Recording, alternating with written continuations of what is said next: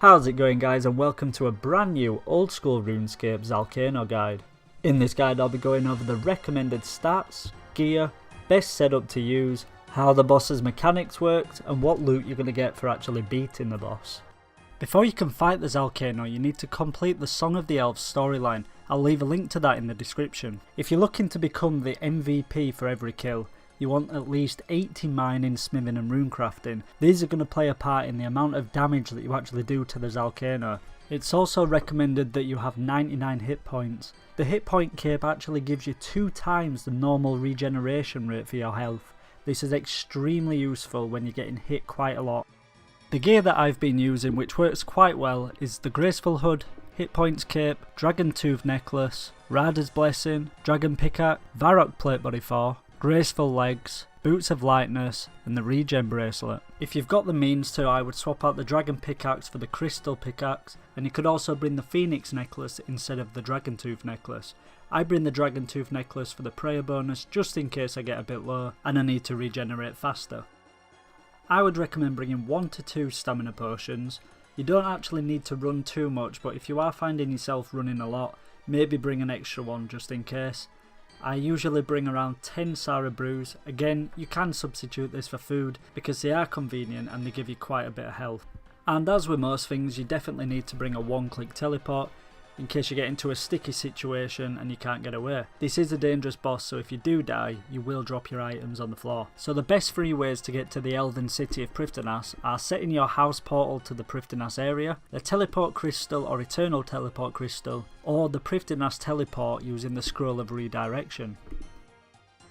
And before we get into the mechanics of the boss, I've got a few useful tips that might help you out. The glowing rock formations can be quite hard to see at the best of times, so using the Rune-like client to mark the objects can make them a lot clearer and prevent you from wasting any time running to the wrong one. The official worlds for Zalcano are 378 and 375, however these can be quite popular, so hopping around to different worlds can be quite helpful. The clan chat Zalcano host is great for matchmaking and finding players that are in a similar position to you. So now on to the mechanics of the boss. There is no need to wear defensive armour as you take damage from the environment rather than the boss itself. The Zalcano has a minimum of 3 stages where the shield and its health has to be depleted. With larger teams it's usually 3 phases, so if you've got a smaller team it can vary between 3 and 5 stages. So the easiest way to remember this is mine, smith, craft and attack. These are the only things you will be doing throughout the kill. So during the mining phase there will be 4 rock formations in which we are going to focus on. The glowing rock formation will look like this, and the others will look like this. The only one that you're going to be able to mine is the glowing rock formation. This is going to supply you with tephra, which we can use to smith and then craft to kill the Zalcano. The amount of tephra that you want to be mining in a team of 7 or above is just 5. But if you are in a smaller team of maybe 3 or 4, you want to get at least 7, 8 or 9 tephra per phase. So moving on to the smithing phase, you just want to take the tephra you've just mined to the furnace. This is going to heat up the tephra and get it ready for imbuing. So once we've been to the furnace, we'll move on to the crafting stage. So at the direct opposite side of the room to the furnace, you want to run to the altar. Just click the altar to imbue the tephra. Once you've imbued the tephra, it will turn blue, and then we are on to the attack phase. To attack the Zalcano, you just need to attack it, and it will automatically use the tephra. It's best to stand on the blue markings as you get extra damage, and it's quite significant amounts of damage. So those are the 4 stages of each phase, and as I said before, there's 3 phases, or if you're in a smaller team it can vary and be between 3 and 5 phases. So now we need to talk about the damage mechanics. All of the damage mechanics apart from one is randomly timed, and they can hit you at any time during the kill. So the first damage mechanic is the rocks that fall from the ceiling. You'll normally see the dust before you see the boulder itself, but if you move out of the way quick enough you won't take damage. If it does hit you, it can hit you well above 40 and take you out.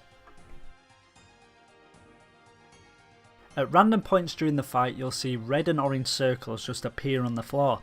The blue circles are completely safe to stand on, and these are the ones that will actually give you a damage boost if you stand on them when attacking the Zalcano. The orange ones are the ones we need to watch out for, as they will hit you rapidly, 10s, 15s and 20s until you die. The Zalcano's fireball attack will destroy the glowing rock formation at that point. It will then move on to a different glowing rock formation. If you are nearby when the rocks get destroyed, you will get hit substantial amounts of damage of at least 24 and above. The final damage mechanic I want to talk about is the Zalcano's pebble throw. At random points through the game, it will throw small pebbles at every player in the game. This is completely unavoidable, but it doesn't give you that much damage, so it's not too much to worry about. The last thing that you need to know about the Zalcano is that it can heal. Every now and then it'll spawn a small golem which will walk towards the Zalcano. If it reaches its destination, it's going to heal 50.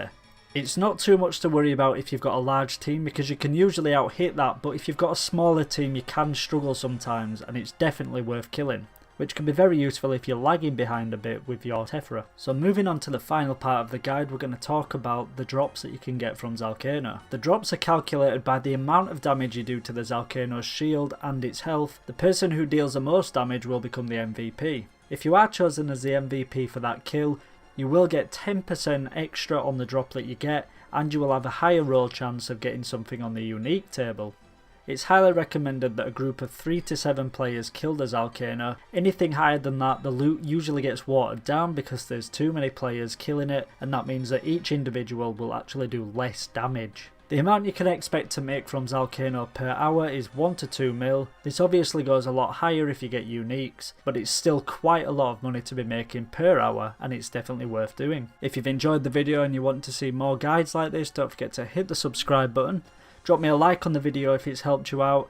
Comment, tell me what loot you've got from doing the Zalcano. I've recently set up a Twitter page, so don't forget to follow me on there, and I'll see you next time.